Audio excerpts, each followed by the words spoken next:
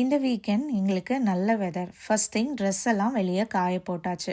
பசங்களும் டென்ட் எல்லாம் போட்டு விளையாட ஆரம்பிச்சிட்டாங்க. எனக்கு ரொம்ப நாளாக கேரளா ஸ்டைலில் மீன் குழம்பு பண்ணி சாப்பிடணும்னு ஆசை. அதுவும் பச்சை மாங்காய்லாம் சேர்த்து. எங்கள் ஊரில் எப்போவும் தேங்காய் அரைச்சி தான் மீன் குழம்பு செய்வாங்க. நானும் அப்படி தான் மீன் குழம்பு செய்வேன். இங்கே பக்கத்தில் எனக்கு மலையாளி ஃப்ரெண்ட்ஸ் இருக்காங்க. தேங்காய் சேர்க்காம மாங்காய் போட்டு மீன் குழம்பு செஞ்சு கொடுப்பாங்க. ரொம்ப டேஸ்ட்டாக இருக்கும். நானும் அந்த மாதிரி மீன் குழம்பு ட்ரை பண்ணணும்னு மாங்காய்லாம் வாங்கி ரெடியாக வச்சுட்டேன். ஹஸ்பண்ட் கிட்ட சொல்லி மீனும் வாங்கிட்டேன். சின்ன வெங்காயம்லாம் சேர்த்து ஃபஸ்ட் டைமாக தேங்காய் இல்லாமல் மாங்காய் போட்டு மீன் குழம்பு செஞ்சுருந்தேன். அது மட்டும் இல்லாமல் ரொம்ப நாள் கழித்து காஷ்மீரி ரெட் சில்லி பவுடரும் வாங்கியிருந்தேன். அதுதான் மீன் குழம்புக்கு சேர்த்துருந்தேன். ரொம்ப நல்லா வந்திருந்தது. கூடவே கொஞ்சம் பீசஸ் எடுத்து ஃப்ரைக்கு மசாலா போட்டிருந்தேன். கருவேப்பிலெல்லாம் சேர்த்து நல்லா ஃப்ரை பண்ணி எடுத்துட்டேன்.